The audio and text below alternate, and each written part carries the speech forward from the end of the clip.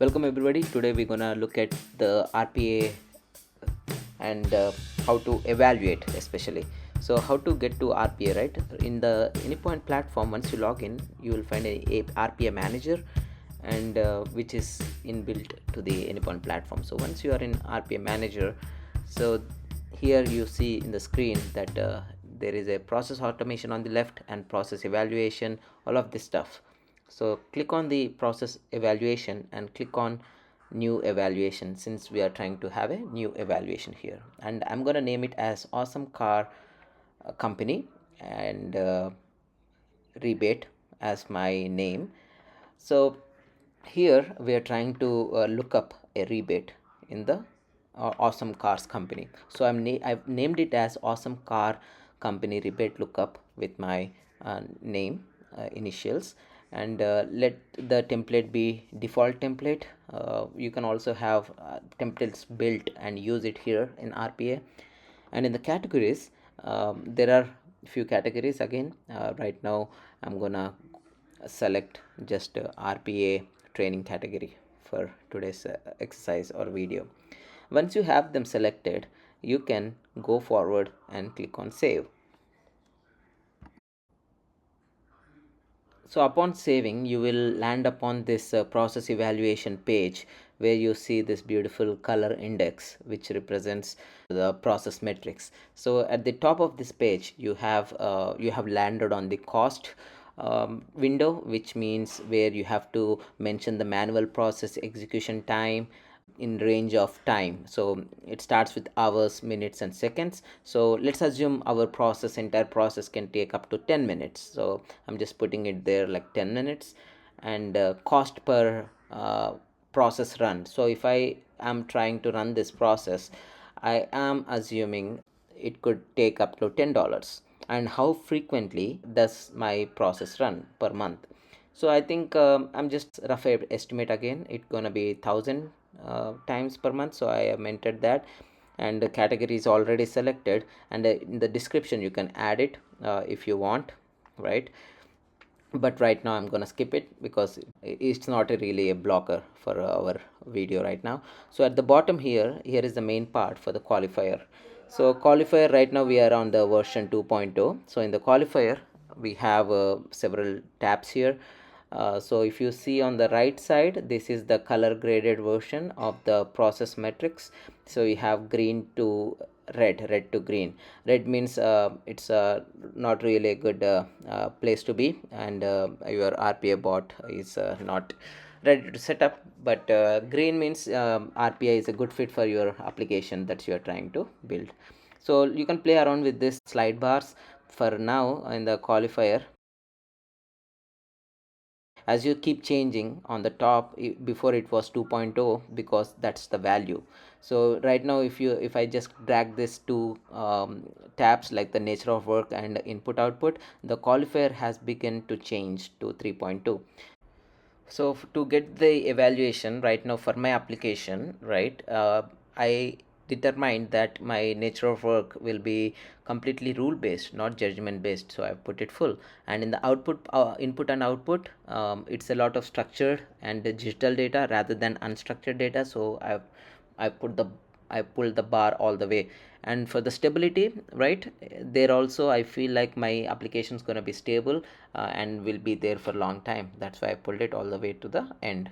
And for the data types, here I am not processing much of the image interpretation, rather than I'm just going forward with the text and numbers. So and also there are a few images in between that I'm gonna scan, so I put almost to the end but a point below.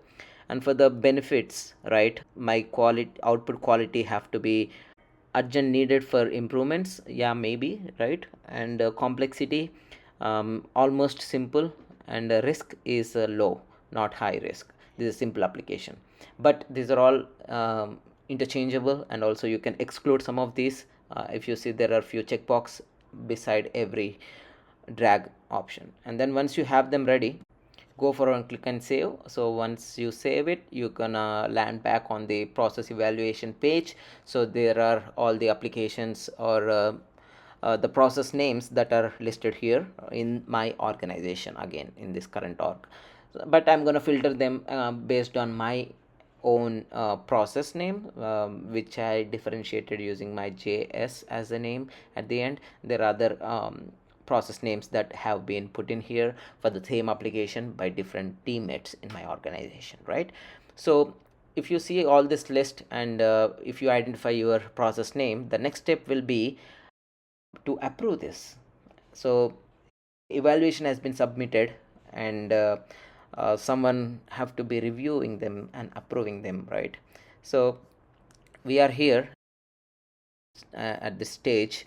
So this defines created at what time, qualifier range, how much is the benefits that you can get out of it, and the cost per month, efforts per month, and the status is just in created, as you see here. And extreme right side you have four icons here. So you can also see approve button there, delete button, edit button. Yeah, if you click on the edit button, you land on this page again. You can edit some of the numbers that you feel like changing, but yeah, right now I'm gonna go forward and click on approve.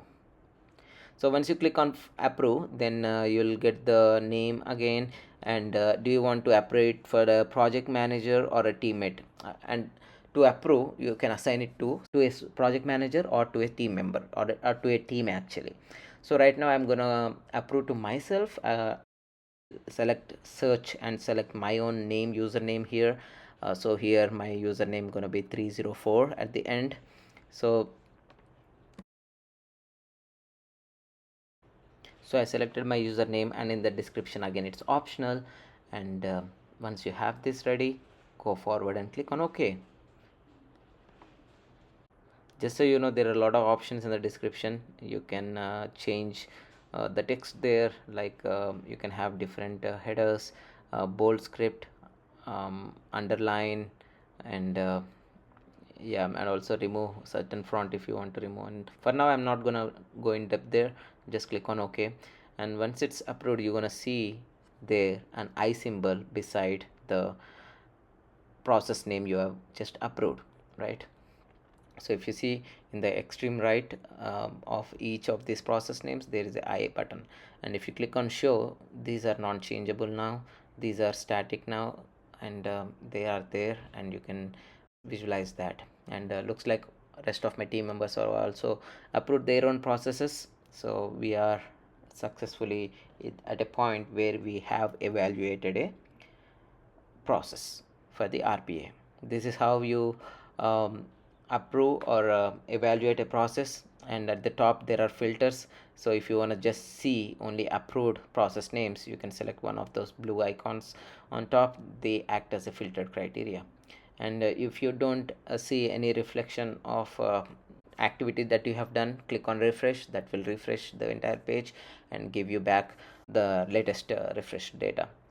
So this is how you evaluate the process in RPA. So right now we are looking at the approved process. So now the approval is completed and the evaluation is complete. Now let's go forward with the design phase, and this will be the next video of the RPA. And whenever a process is approved, it will go sit inside the my backlog. So in the my backlog, under the my RPA, on the extreme left of the screen, you can see the approved process name inside the backlog. So in the backlog, if you want to start automating this process, since it's past the evaluation state, now click on start automation, the play button there. Now you will start the process automation. So it will ask you for the process name, give it, and if it's already there, just continue configuring this new process for automation. You have the process owner, that is myself right now, but it can be any other teammate if you have. And as you see here, there are a lot of options. Project manager, who is the project manager, and who is the project owner. They both can be different, but for this scenario, for this video, I am both process owner and manager.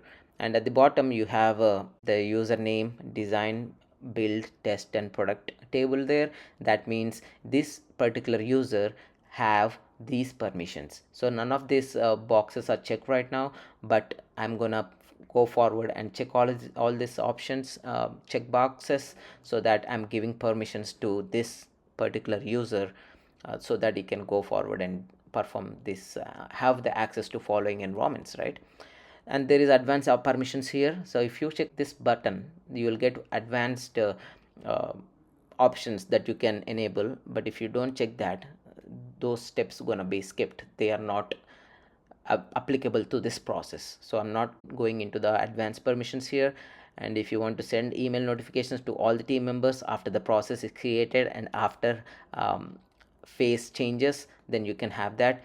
And at the bottom here, use process board. Use process board is like a agile board, and it's something else that we don't have to discuss right now, and it's not applicable in this video. So I'm not going to check that button which was checked in. I unchecked it and then go forward and click it.